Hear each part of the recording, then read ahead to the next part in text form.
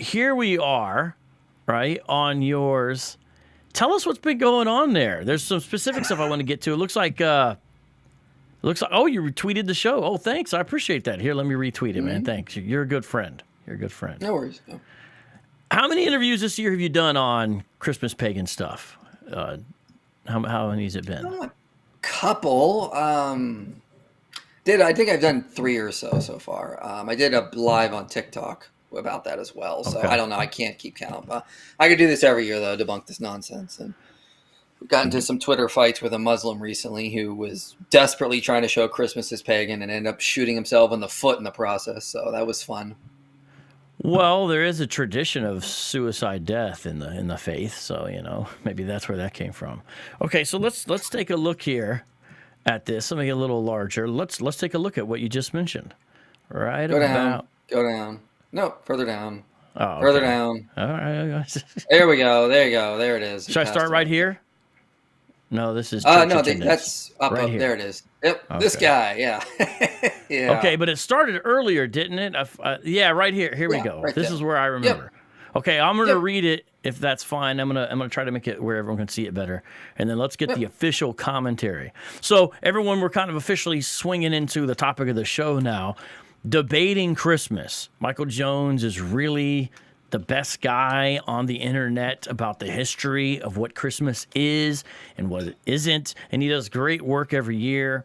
And I love to hear him talk about it every time he does a little takedown. Even if it's old stuff, I still enjoy it for some perverse reason.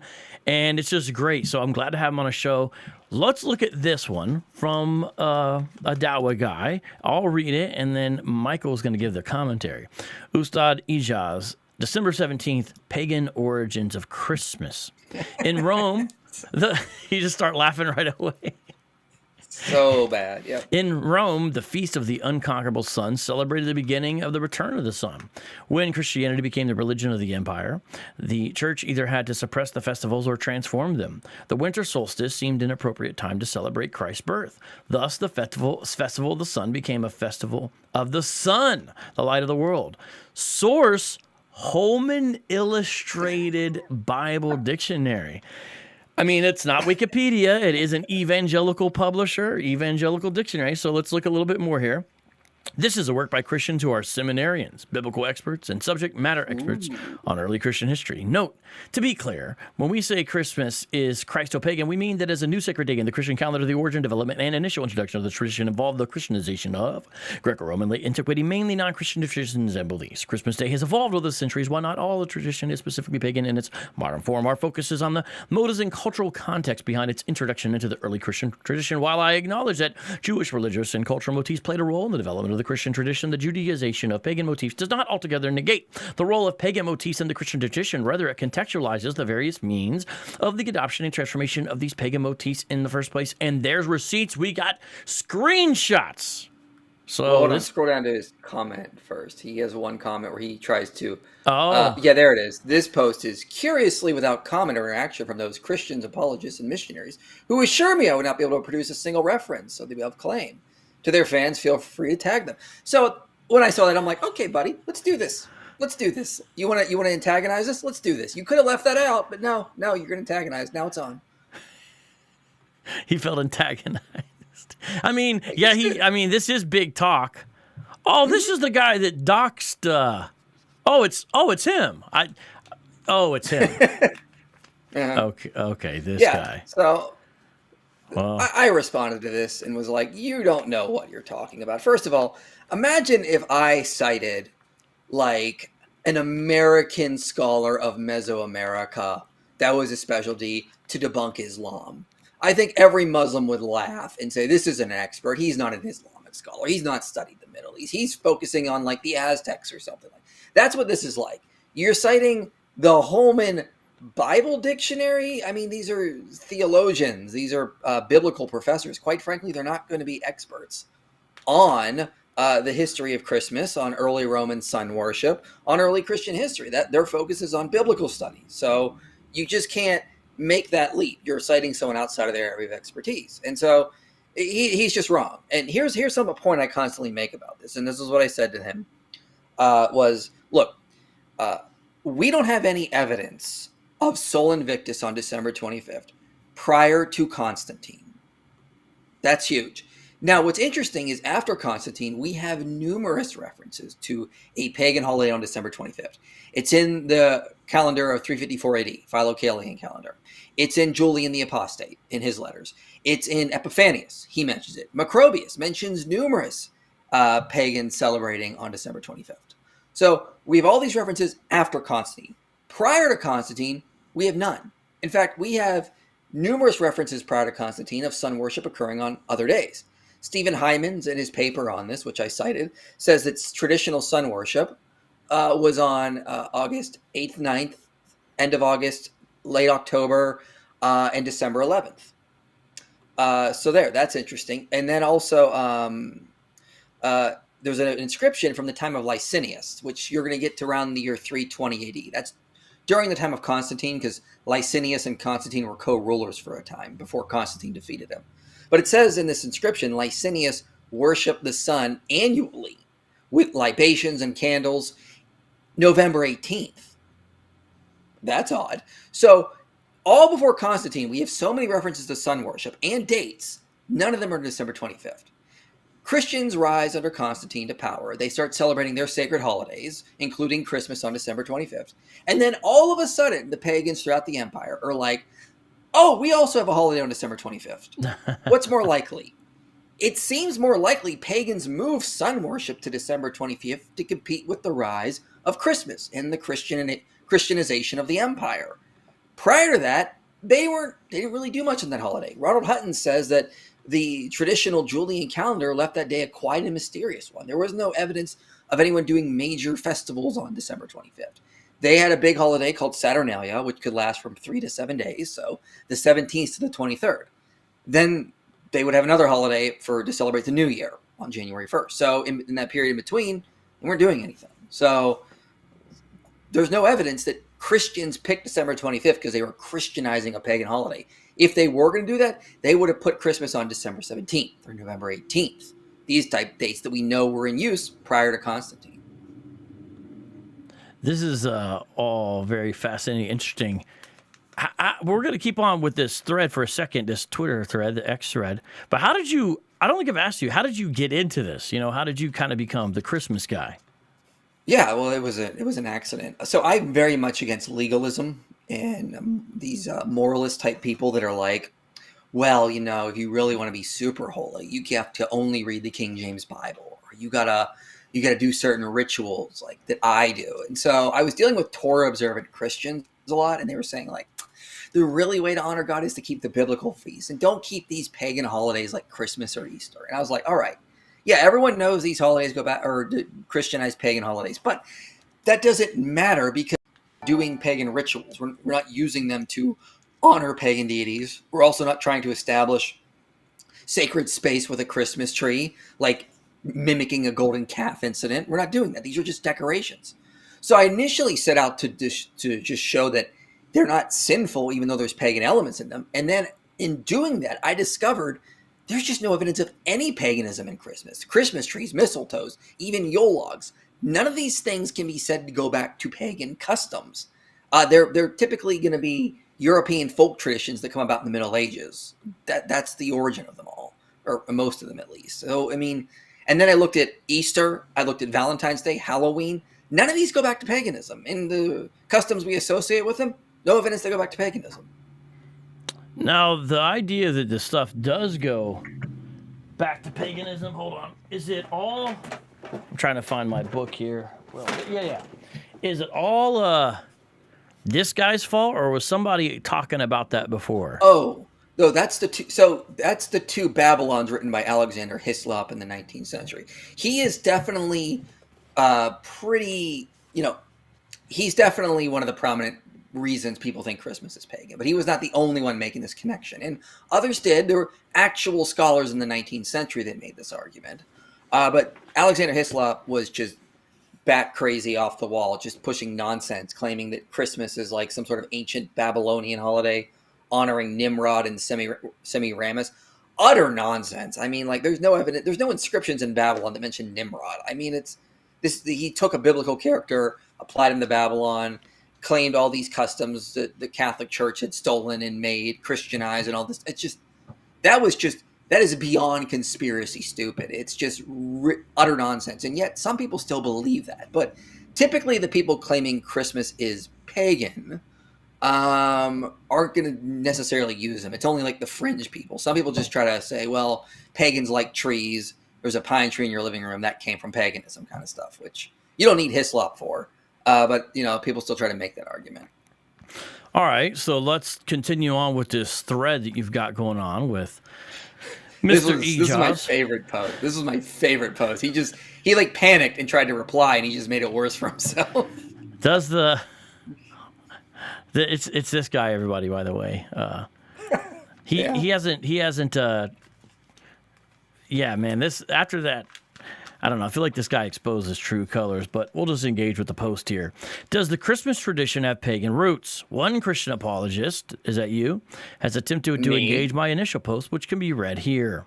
Please keep comments respectful. Number one, my initial post sharing what Christian theologians, church historians, professors of Bible studies,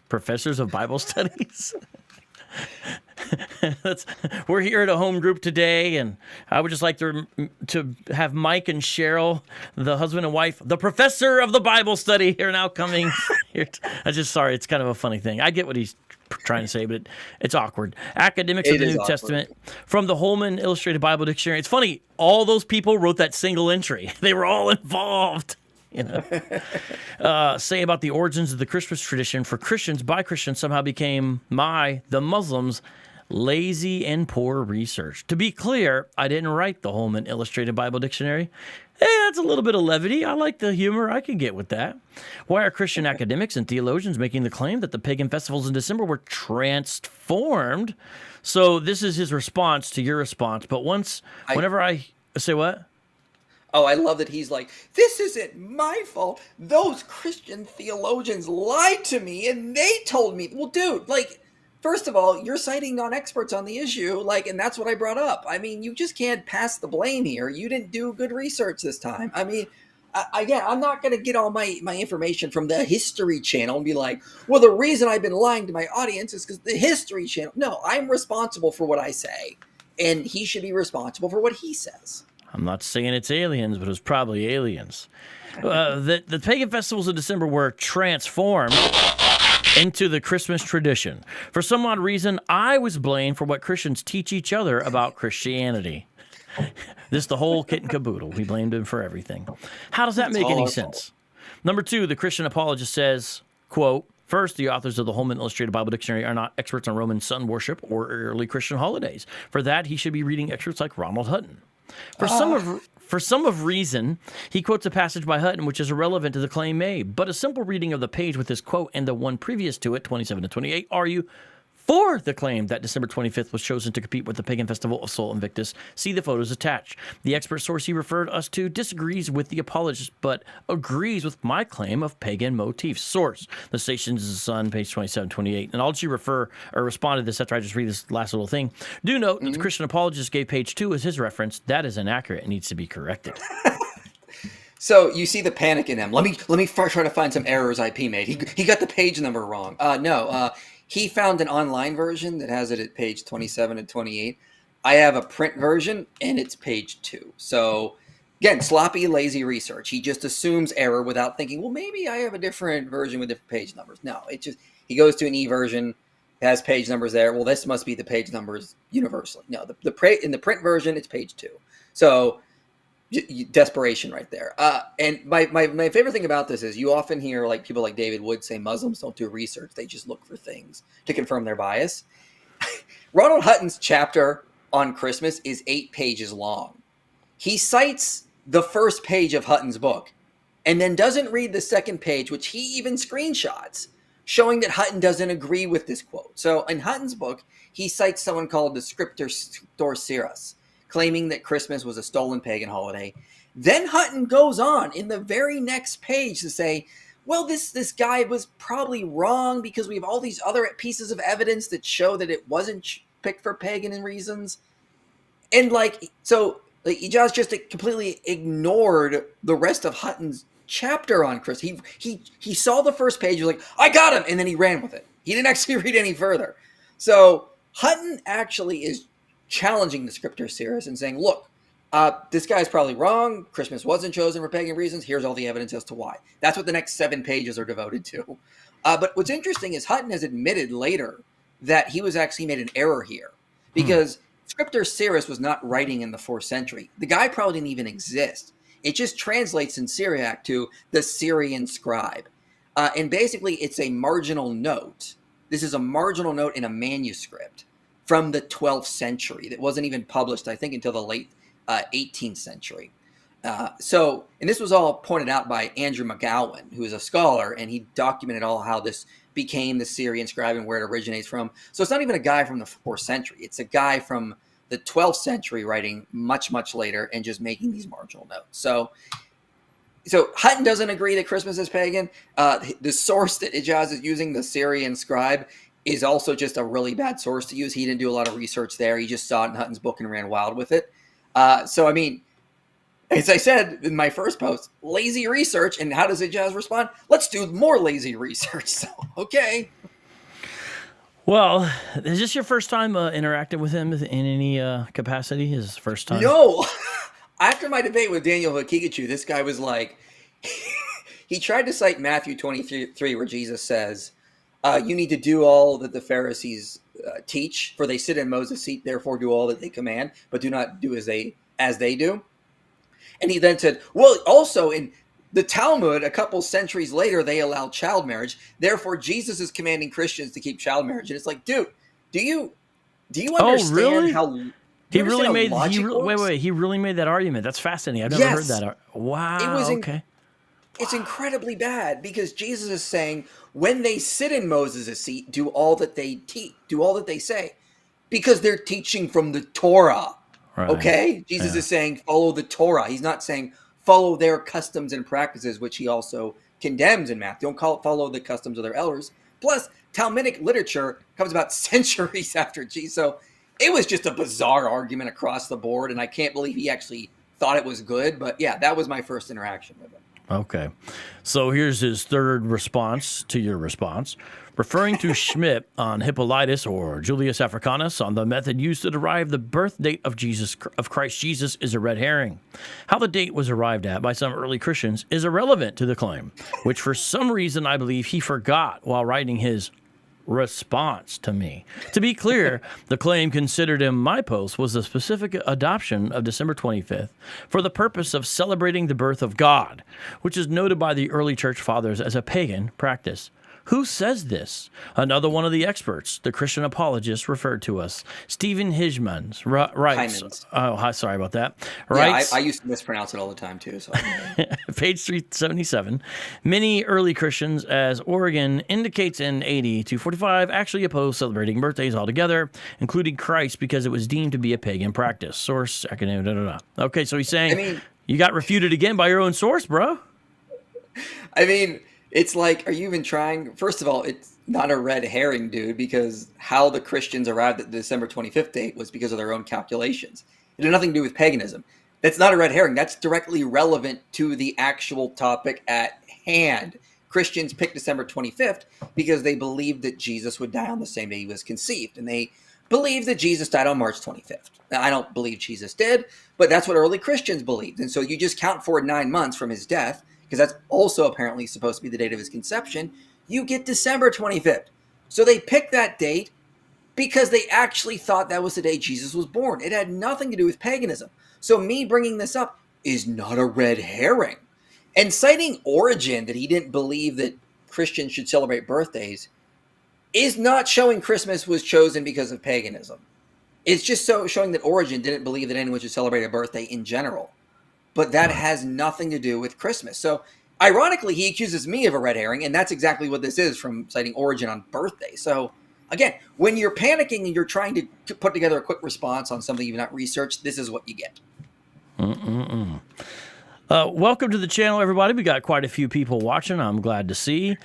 This is the first time I've went live in a while. Next time will be actually during a debate on Thursday night. I hope you guys check that out on Sa Netta's channel. Not a Christian host, not a Christian platform. Be debating a Jewish atheist on the identity of the historical Paul. Right now, interviewing Michael Jones of Aspiring Philosophy. I do encourage everyone to follow him across social media. He will always make you think and sometimes even make you laugh. He's good at long-form content, but has actually adopted really well in doing the short-form content as well. So just great content all around, and he's sort of like the perennial fact checker, but he does it with a lot of spice and zest, so it's fun to watch. And today we're doing that in regards to Christmas. If you like this type of show that we do here on Street Apologists, please subscribe to this channel, become a Patreon, send a super chat so the dog can get a treat. All right, now let's go on to the fourth one here, and this is continuing on with your Islamic interlocutor. He says, returning to one of the experts the Christian apologists referred us to, Schmidt says, page 44, 544, 545,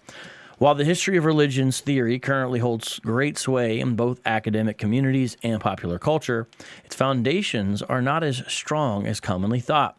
Work by, there's your guy again, the guy you asserted earlier, he said Hymans, has drawn attention to the fact that evidence for a festival to Sol on December 25th is quite slim, and hence the idea that it provided a basis for dating the birth of Jesus is just as tenuous. Source. Wait a minute. Isn't he saying what you're saying? Yeah. I mean, thanks, Jazz. You're right. It is slim and tenuous. This is perfect. Thanks for telling your audience what scholars actually say about your claim that Christmas has pagan origins. It's a bad argument. Thanks. Well, but this is how he tries to refute me.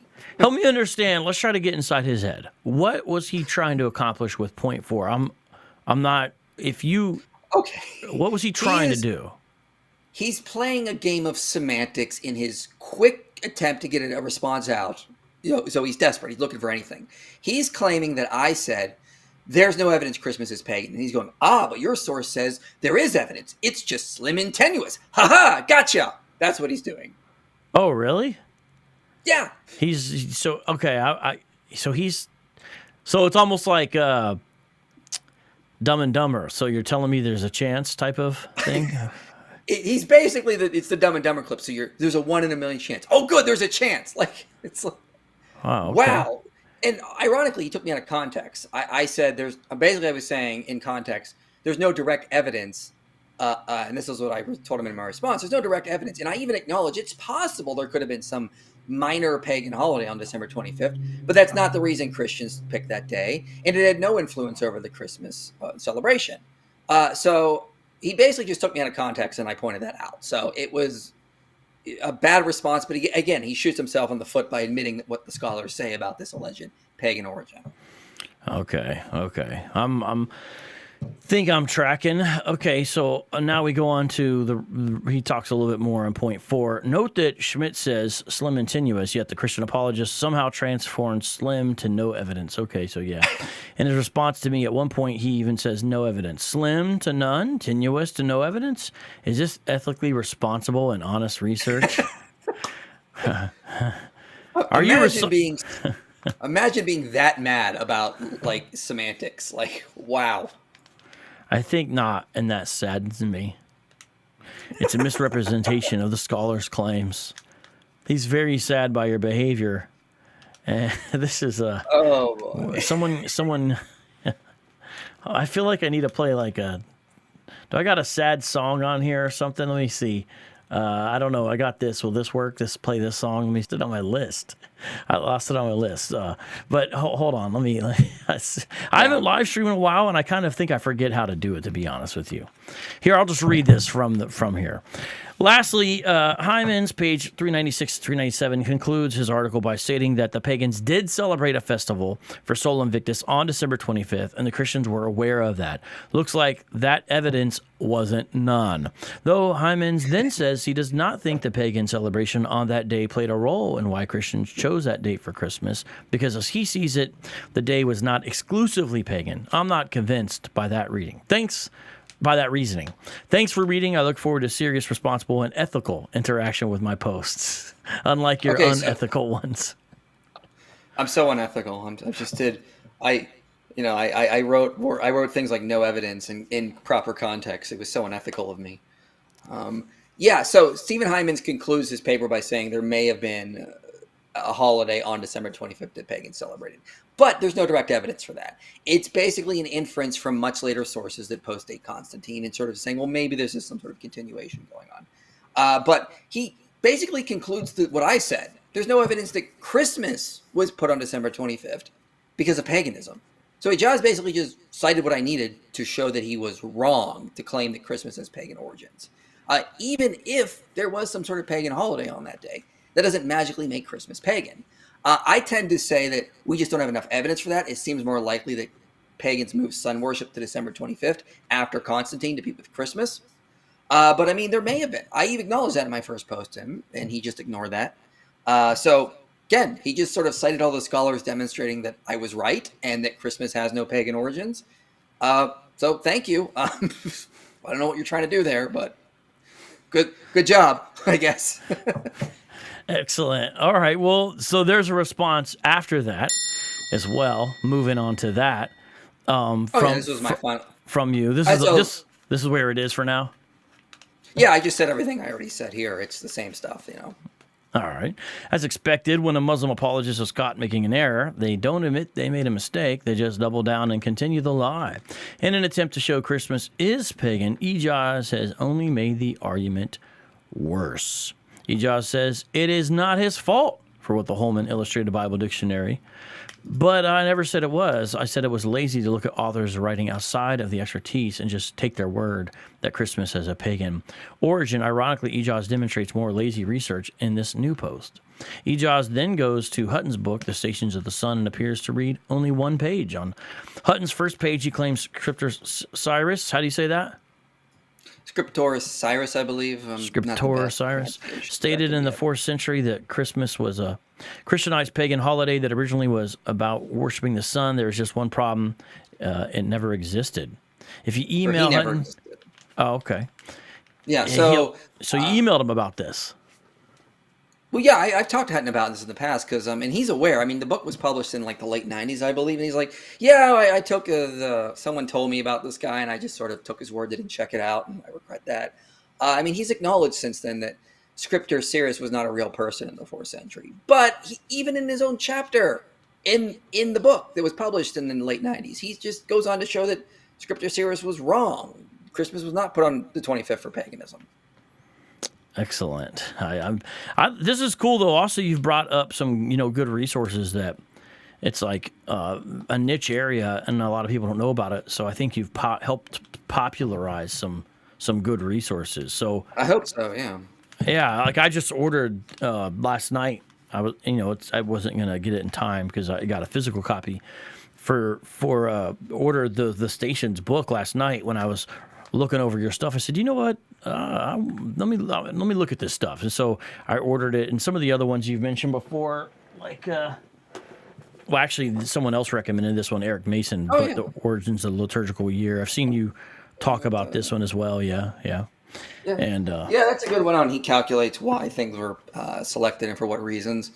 And Hutton just sort of goes through all the Christian holidays and shows there's no evidence of paganism. Like I discovered him when I was researching any sort of connection between Halloween and Samhain, and he just demonstrates there's no evidence there either. Halloween was placed on All Saints' Day was placed on November 1st in Germanic regions, in Celtic regions is where Samhain was celebrated. So it wasn't placed on November 1st because of Samhain, if it was not even in the right area. So he's a very good book just going through all the holidays and their origin. Right. Good stuff. I am glad you've made people aware of that stuff. And I see we got a couple super chats. So DLC for Christ says, please feed the dog. And so I will. There you go, Adrian. There you go. That's the first one. Adrian's happy. That was a big super chat, so she got a bigger one. This one's going to be half a one, though, from Benjamin as well. There, 2 in a row. Wow. She's doing all right. Okay, so have you debated or dialogued with other Muslims on this as well, IP? The Christmas stuff? Not recently. I would love to debate a Muslim on if Christmas is pagan. If any Muslim out there wants to take up the challenge, email me and we'll set something up. Because if you guys actually think Christmas is pagan, or Halloween, or Easter, bring it. This is not, but yet, here's the thing. Every year, they make videos or tweets about how it's pagan and evil, and look at us, we're the good monotheists, and those evil Christians blended paganism. And it's like, here we go again. The lies continue. So yeah, I've not debated a Muslim directly, but I mean, I'd be definitely open to it. Excellent. You have debated, though, IP, actual pagans, at least one that I know of. I thought you might have been a couple. When I say pagans, maybe you can explain to everybody what that literally means in the case of these debates. Tell me a little bit about your debates with pagans about Christmas being pagan. Well, I mean, I've had some TikTok back and forth. Recently was with a pagan claiming that it's borrowed from Yule, which is the worst argument you could try to connect it to, the worst holiday you could connect it to, because Christians were celebrating Christmas long before they encountered Norse pagans celebrating Yule. And so I just pointed out, like, the early Icelandic chronicler points out that his name is Snorri Sturluson, and he says King Hakon the Good, who was a Christian, he took the holiday Yule and he put it on December 25th to coincide with Christmas. So he actually tried to make Yule more like Christmas, not the other way around. So, and in the past, I debated someone named Ocean, who is a modern neo-pagan, on the origins of Christmas, and he didn't really go all in on it. He was definitely more like modest about how he thought there may be connections to paganism, but I just sort of went through the same stuff in that debate on capturing Christianity and just showed, look, there's no evidence of any actual pagan connection here. So sorry, there's just no evidence that Christmas was somehow a Christianized pagan holiday. Have you ran into pagans who say, hey, we agree with IP, it's not pagan? Yeah, I have run into a couple. I talked to a guy recently on TikTok who I responded to. And then he messaged me and he was like, I'm going to reply. And then I said, all right, go for it. And then he said something a little later. I was like, actually, I'm having a hard time finding sources confirming this. And I'm like, yep, welcome to the club. I've been there. So I think he sort of just realized, actually, there's no evidence of paganism in Christmas. Interesting. So yeah, you do get some pagans realizing that. I do find it funny, though, that a lot of pagans, you'll see these clips going around going, actually, it's a Yule tree. You Christians stole it from us. And ironically, no, the Christmas tree did not come from Yule. It actually has a Christian origin. In the Middle Ages, the most likely explanation is that in the 1300s and 1400s, there were these plays that would be performed in the Middle Ages called Adam and Eve plays, basically. And they were performed on December 24th. Why? That's the feast day of Adam and Eve on the liturgical calendar. So you need a tree, but not a lot of trees are available on December 24th beyond fir trees, pine trees. So they would get one decorated with apples, or at least ornaments were apples, and they'd gather around the paradise tree for the play, and then it just slowly became associated with the Christmas celebration. So it actually has a very Christian origin, and so pagans are putting up something that's Christian in their living rooms and thinking it's pagan, and really they're just stealing from Christians, ironically. So if there was anything in Christmas, as far as the traditions of it, that you think, okay, this one thing could potentially have had at one point in its actual origin something pagan, would there be anything, meaning, here's what I'm trying to ask you, what's the most pagan thing, if there is a pagan thing about Christmas? Can you give me one? Yeah, there is. So I'll give you two. So as indirectly. So we know the Krampus figure that's more celebrated in Europe, associated with like St. Nicholas is like his helper. He punishes the bad kids. Krampus comes from depictions of the devil in medieval Europe. So, but the depictions of the medieval devil were inspired by depictions of the god Pan and other pagan deities. So you have indirect borrowing there. You have early Christians dressing up the devil in the way pagan deities were sometimes depicted. Then that inspires Krampus. So there's paganism there, but it's an indirect connection. You could also say the Yule log. Now, the Yule log is a British custom that dates to the 1600s. The first person to mention a special log burned at Christmas was Robert Herrick, and he calls it a Christmas log. The first person to ever use the term Yule log was John Aubrey in the end of the 1600s, and it was a British custom. But the word Yule is a loan word in English borrowed from Norse that was referring to a pagan festival. So you have an etymological connection there. The word Yule comes into English, and then the custom comes about in the Middle Ages, and it's named Yule logs. So It's not that the custom is pagan, but the name there's an etymological connection there. So you can make those kinds of things, sure. But in terms of just the hardcore customs associated with Christmas, no, none of them go back to paganism, as far as I can tell. Well, Alice McGee says, LOL, yeah. Krampus, and Alice apparently is writing from the Czech Republic, saying, here in Czech Republic, well, they have the angel and devil that come on Xmas. The devil comes on Xmas? Is that Krampus or something else? It would be associated with the same kind of thing. Krampus comes about in like Germanic regions, and Czech Republic is close by there. If you go down to like Mexico, it's not Santa delivering gifts; it's the three wise men. So, there's various customs that are different depending on where you go, but all of them tend to go back to Christian or European folk traditions. And we got someone not only in the Czech Republic, but also Rose, apparently. Good evening, all the way from London, the UK. Awesome, excellent. Well, going back over there, since we're talking about that stuff, I'm reading two comments here.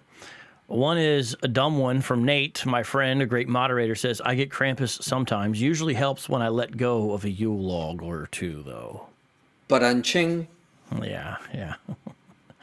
And then also we've got St. Nicholas was a Christian bishop in Myra, Turkey. Can you talk about St.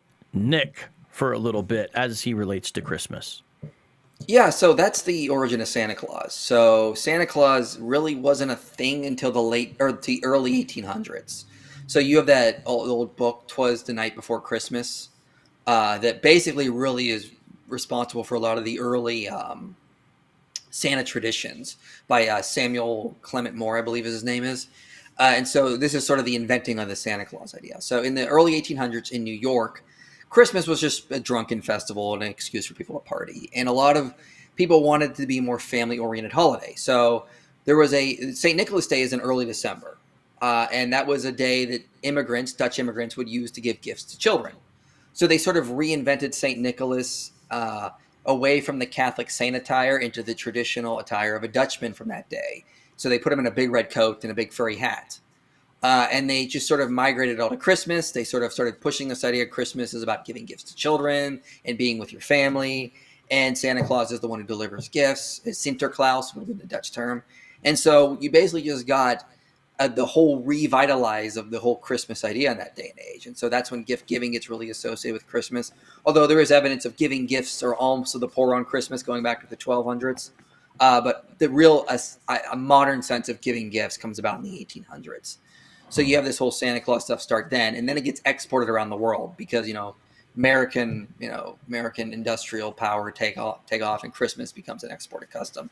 When it gets to like Scandinavia, they start blending Santa Claus with pagan deities like Thor or Joulupukki. And so again, it's taking something Christian and blending it with paganism.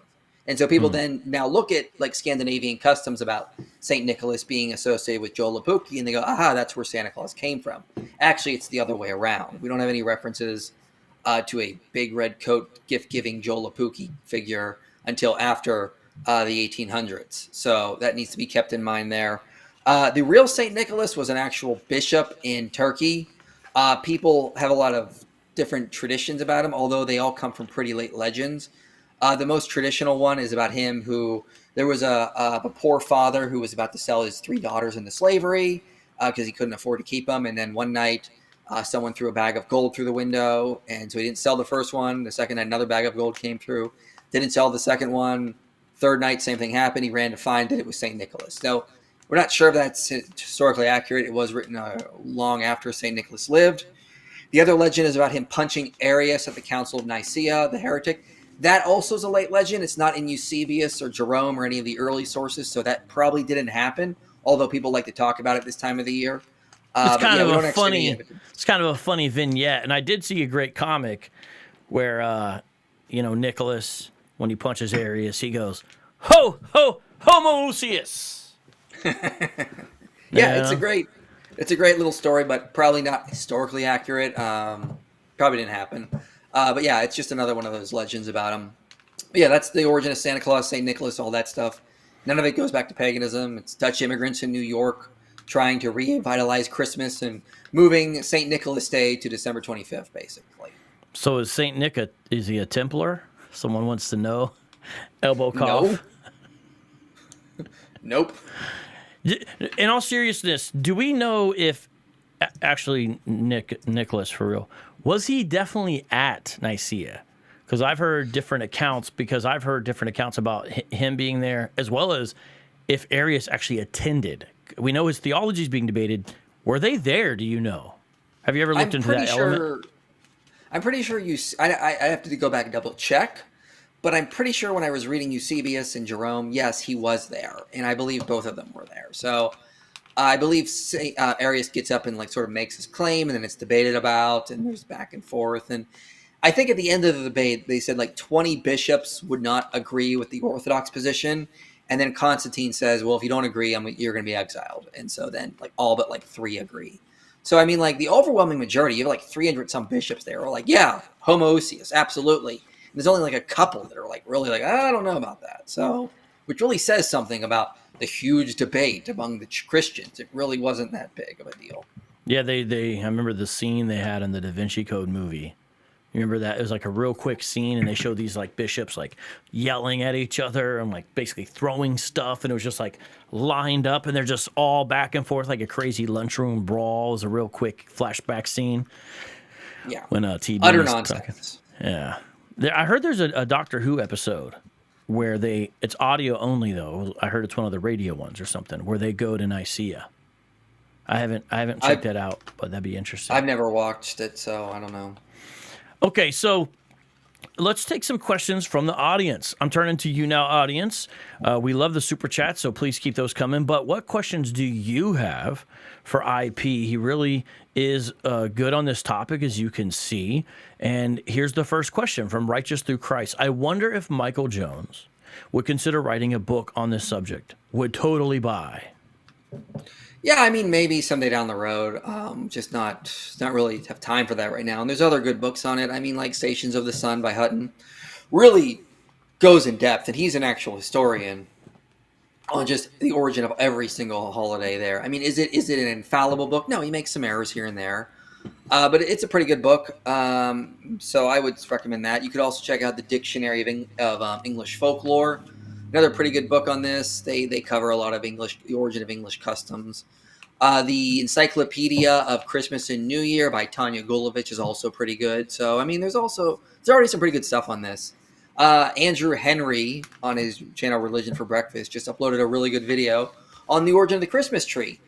He found sources that were not published in English. I thought the earliest reference to the Christmas tree, as I was finding in my books like Tanya Gulovich and the Dictionary of English Folklore, I thought the earliest reference was in the 1500s, but Henry was able to go and find that it actually goes back to 1419. So I was impressed by that.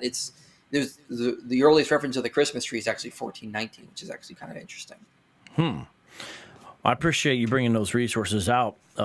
Sometimes when you do a TikTok video and you bring them out and show the pages and stuff, I'll take a screenshot and be like, I need to get that one. I need to get that one, you know?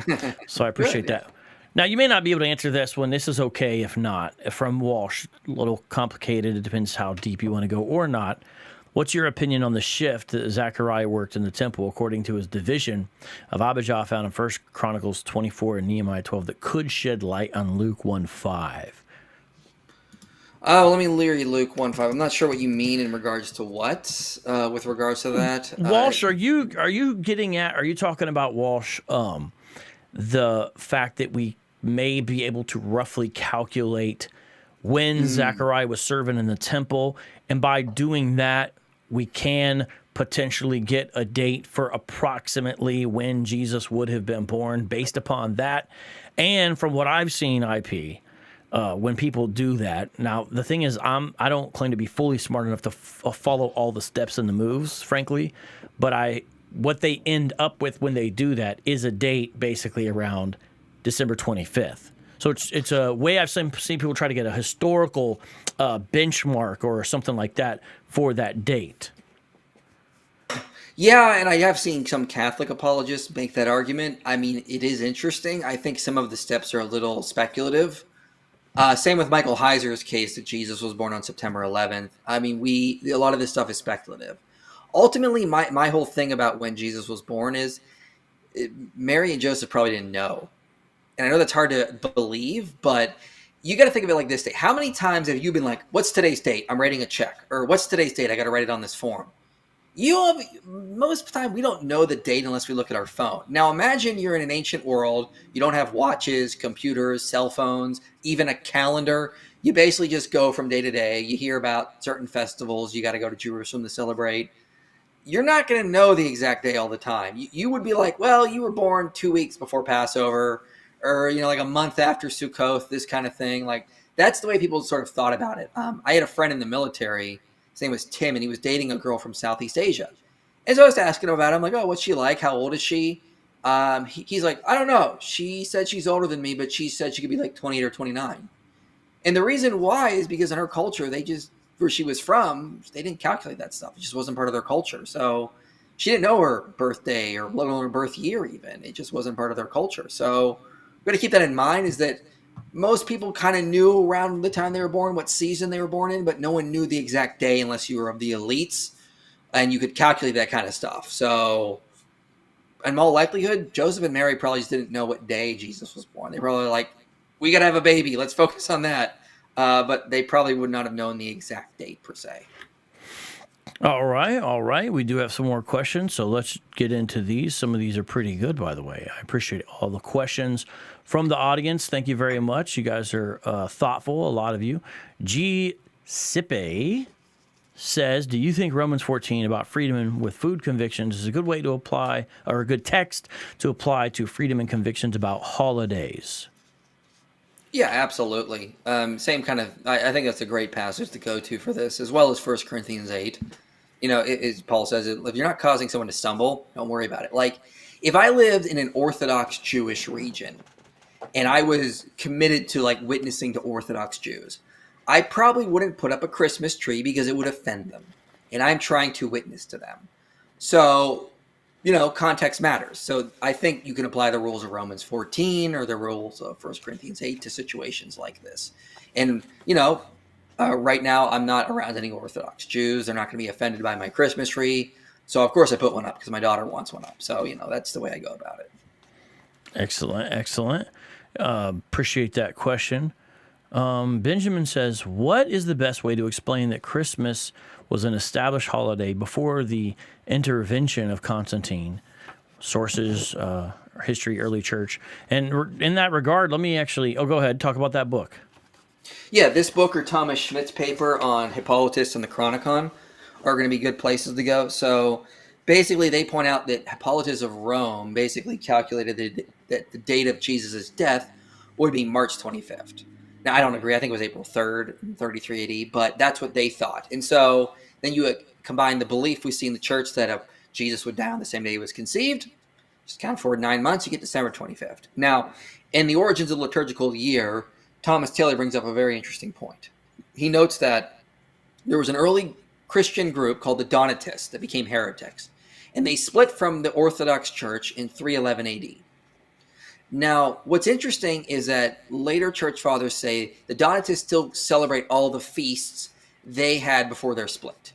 But they didn't include feasts that were celebrated after the split, like the Feast of the Epiphany. Guess when the Donatists celebrated Christmas? On December 25th. That tells us that Christians were already keeping Christmas on December 25th before 311 AD. So I would say that basically Christians in the 3rd century, so the 200s, calculated Jesus' birthday to be either January 6th or December 25th. And there was a little debate about that. But a lot of the Christians were keeping on December 25th in the mid to late 3rd century. And then when the Donatists split, they kept that feast in 311, but they didn't keep later feasts like the Feast of the Epiphany. So use that simple argument. Just the Donatist split is a very good indicator that Christmas was celebrated on December 25th before Constantine. Fascinating. Okay, so I'm looking. Yeah, I think it's like around page 80. Something like that, I don't remember. The earliest evidence for Christmas he talks about right there. Okay, yeah. No, I'm looking at it now. That's good. Yeah, this is a good book on this. Hippolytus, yep. December 25th. When the text notes in this video occurred. Yep. Okay. Sorry, I'm just going. This is fascinating stuff. Okay. Okay, so got some other great questions as well. Nate confirms about the Doctor Who episode on audio. Be fascinating to listen to that sometime. I have not heard it. Hallie says, if neo-pagans claim Christmas is pagan, can we take one of their secular holidays to show them how we baptize things to make them Christian? I mean, sure, I would be fine with that. I think there's nothing wrong with that. But I mean, I just sort of like pointing out that they're doing Christian things. I mean, again, the Christmas tree is a pretty Christian origin coming from Adam and Eve plays. And they're setting it up thinking it's a Yule tree. I mean, it's just kind of one of the weirdest cell phones ever. So I get what they're trying to do, though. They're very desperate to sort of like find remnants of the pagan past because they want to reconnect with their European pagan roots. So they're like, well, maybe there's some sort of like preserved practices we can latch onto after the Christianization. And as Ronald Hetton says, there's just not a lot of evidence of that, if at all. There's like little things here, maybe like associated with bonfires and maybe a custom here or there, but it's all tenuous. So unfortunately, when Christianity went through Europe, it destroyed paganism. And thank God, because, they weren't necessarily the best people either, considering they were into human sacrifice. So, it went through Ireland pretty fast thanks to St. Patrick. And so not a lot we can know about what early pagans actually believed. It's all been filtered through a Christian lens at this point, because the writers of these pagan beliefs, like Snorri Sturluson, for example, or Irish writers, are all going to be filtering it through their own Christian beliefs. What's that? That's that name. Every time you say it, I don't know why. It just seems like a funny name, kind of. Snorri. The first time I heard Snorri Sturluson, I thought of Snuffleupagus. So it's like, maybe does that make me think of Sesame Street? See, that's kind of it. That's exactly. That's kind of that's what I'm thinking. Okay, so I've got a book here by a Hebrew Israelite. Okay, and your favorite, and it goes through all of these.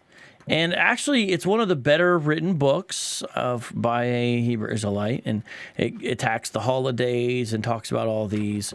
And here it is, The Pagan Origins of Christian Holidays by Elisha J. Israel. And here, when I turn to chapter 10, it says, the season of Advent, the coming of the pagan god. And as you could imagine, there's a lot of stuff about Constantine in here, which maybe I'll read later, but it relates to a question on the screen is the reason why I'm showing you this, because somebody wants to know regarding everything that's been said. It's Jay Lockhart. So how is Constantine associated with changing Christmas to a pagan holiday? He's not. Pure simple. I mean, he didn't. People don't realize when Constantine converted, it was not for his benefit. Let me look at so. It was a liability at this point because, I mean, at the time, less than 5% of the Roman world was Christian, probably closer to like 2 or 3%. So you have the emperor becoming a Christian. It'd be like today we found out that the president became a Sikh, joined the Sikhism religion thing. We'd be like, what? Like, there's not a lot of Sikhs in America. That doesn't make sense. It would be incredibly weird. That's what it was like when Constantine converted. Most of the elite, like almost all the elites, almost all of the military was pagan. This did not, people think Constantine became a Christian because he was going to like use it to control people. It was more of a liability for him. It was not helpful. So let's keep that in mind here. So let me look up this one guy really quickly. So there's also a pagan writer called Zosimus, who is writing a few centuries later and admits that Constantine actually did convert. Now, this guy was not friendly to Christians, but even he acknowledges that Constantine really did convert to Christianity. So that's something to keep in mind. So when he converts, people say, well, he didn't get rid of his paganism right away. Well, yeah, he was a slow learner. That's what should be expected. But also, he was co-ruler with Licinius, who was a pagan. When he defeated Licinius and took control of the whole empire, he changes his coins and his symbol to the Chi-Rho symbol, the P with the X through it. That's the early Christian symbol. He changes it to there. So it's obvious that when he got total power, he's like, yeah, I'm full Christian, whatever. People say, well, Constantine didn't get baptized until the end of his life. Yeah, because Augustine didn't exist yet. At the time, if you read the writings of like Tertullian, the custom was to get baptized at the end of your life to get rid of all the sins. Infant baptism wasn't a thing until Augustine came along and made the case for it. So it was the custom in Constantine's time to get baptized at the end of your life. You get rid of all your sins. And then Augustine changes that, and probably for the better, if you ask me. So Constantine probably did convert to Christianity. Was he perfect? No, but he did not do anything to sort of make pagan holiday into Christmas. This is a myth. He just started celebrating the holidays of the Christians, and one of them was Christmas. But there's no evidence he Christianized a pagan holiday. That's just, again, there's a myth. Excellent. Got 2 super chats I want to recognize. Ham Sunshine. Here you go, Adrian. And the one and only DJ Cree One. You guys got to understand, DJ Cree One is my old producer. I used to do shows with and Christian hip hop and all that. Gave a super chat. Shout out to my man Cree. It's great to see old friends coming through. Let me read a little bit about what they say about the Constantine stuff here, since I know you're dying for it, and you don't have to respond to it all. There's just no way. But I just wanted to give you a taste, and then if there's one thing you might want to jump on, here's what it says.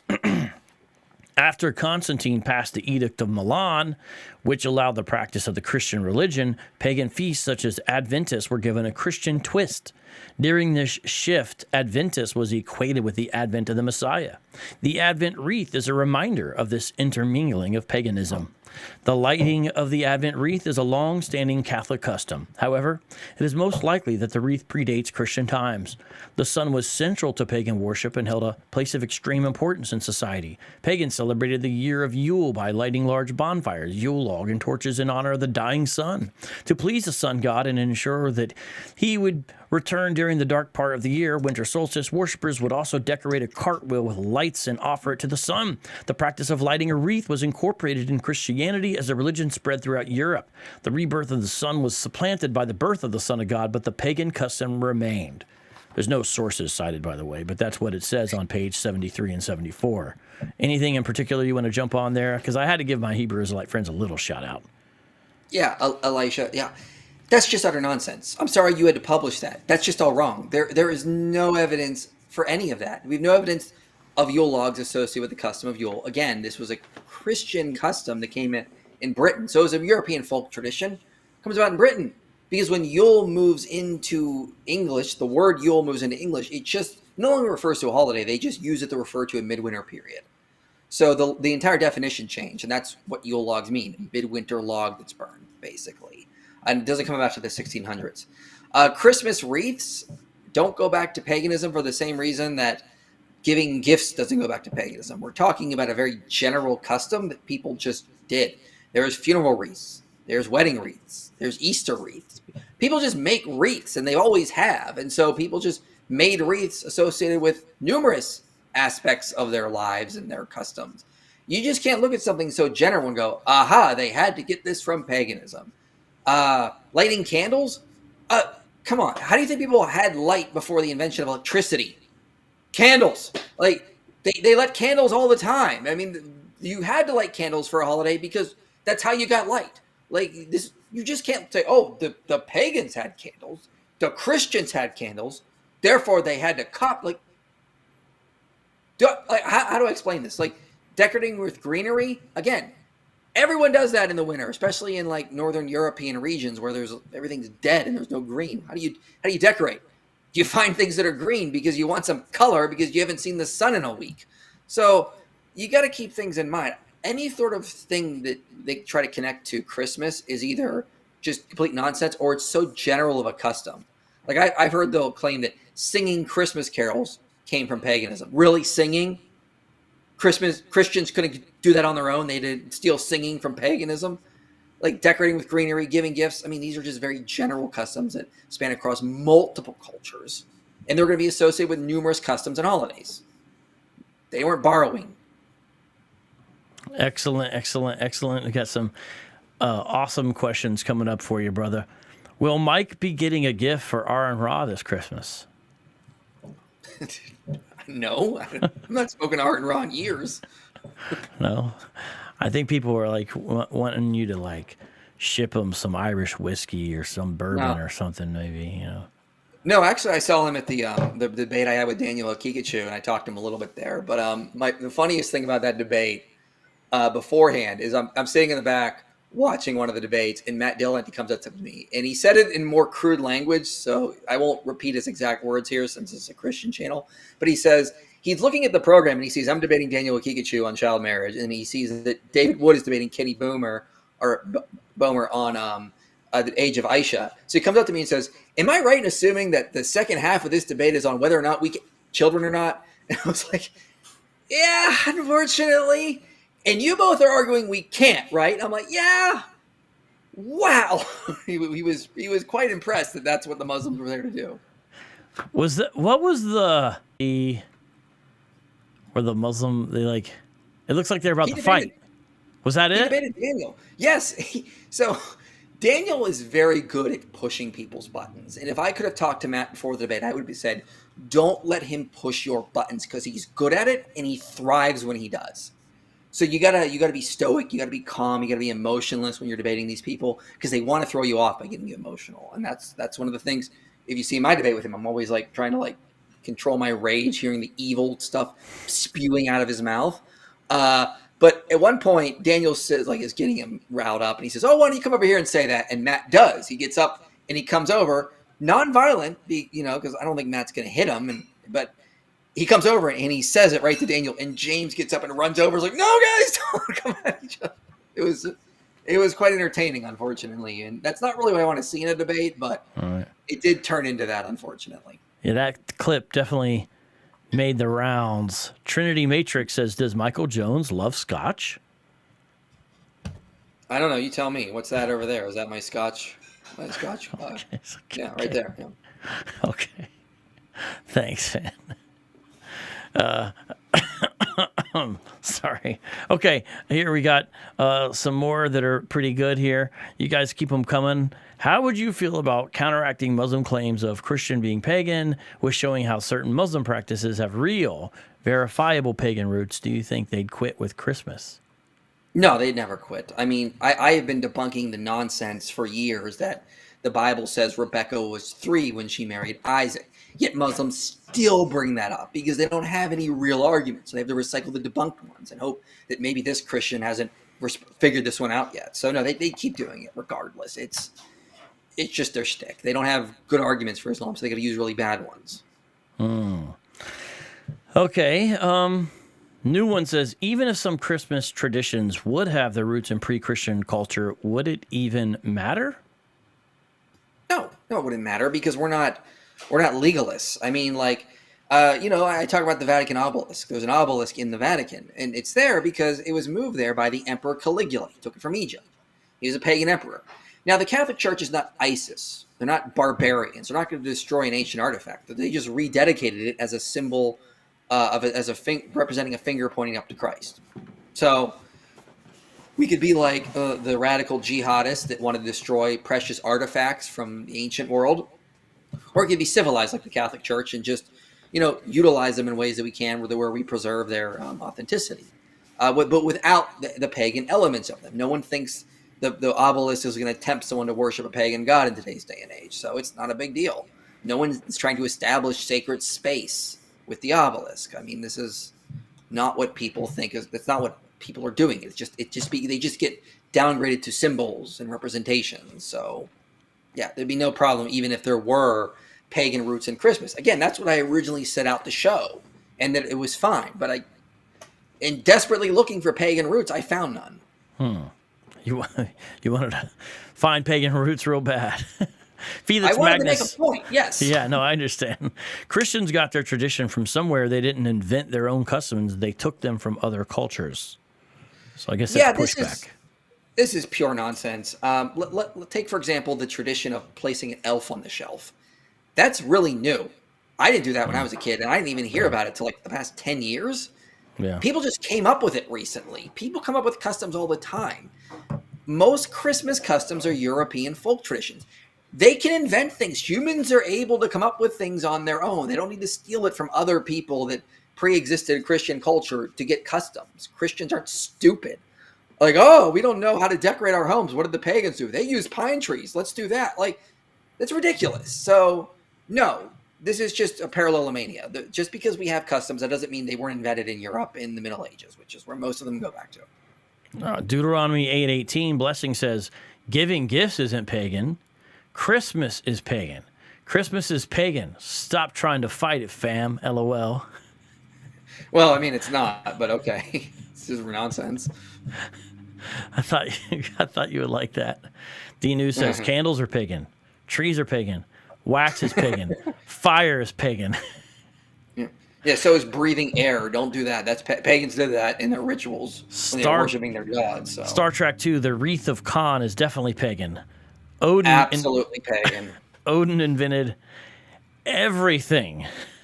But on a serious note, my cousin Miguel Class says, wonder if Elisha Israel knows the overlap of a lot of OT Israelite feast festivals laws with other A&E cultures.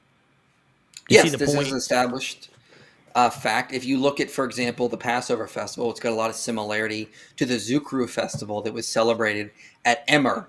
Like, both required the roasting of a lamb. Both were 7 or 8 days long, depending on how you counted.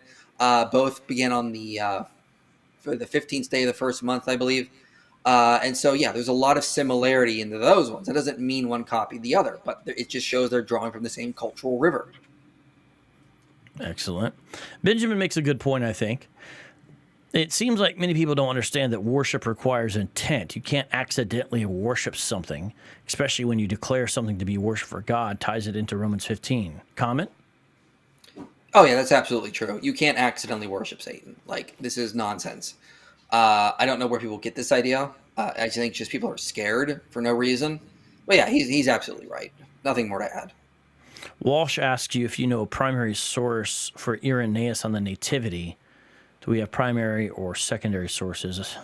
Not sure what you're specifically referring to. So what about this one? Why turkey at Christmas? So now we're just getting into people just want to know if you know the origins of every Christmas tradition. Well, I mean, turkey wasn't really associated with Christmas until after the rise of Thanksgiving, really. I mean, people just started doing turkey at Thanksgiving, and then that migrated into Christmas. But Thanksgiving as an American holiday goes back to like Abraham Lincoln when he sort of establishes it. And I think Ulysses S. Grant is really the one who really made it an official holiday. So you have that. But I mean, like, we're doing a roast for Christmas. We're not doing turkey. So not everyone does turkey. Okay. Yeah, that's right. While Christmas may not be pagan, Michael, it's definitely popish, Jesus is King says. What the heck? What? Well, no. Actually, a lot of this customs associated with Christmas, like Santa Claus, mistletoe, Yule logs, these came out in Protestant regions. And even early Catholic bishops were not really in favor of Christmas trees. They didn't know where they came from, and they were like, well, this is weird. So, no, it wasn't like the Pope was like declaring different Christmas customs. This was mostly just European folk traditions and people wanting to have a good time in the holidays. And some of them are even American folk traditions, like, stuff surrounding Santa Claus.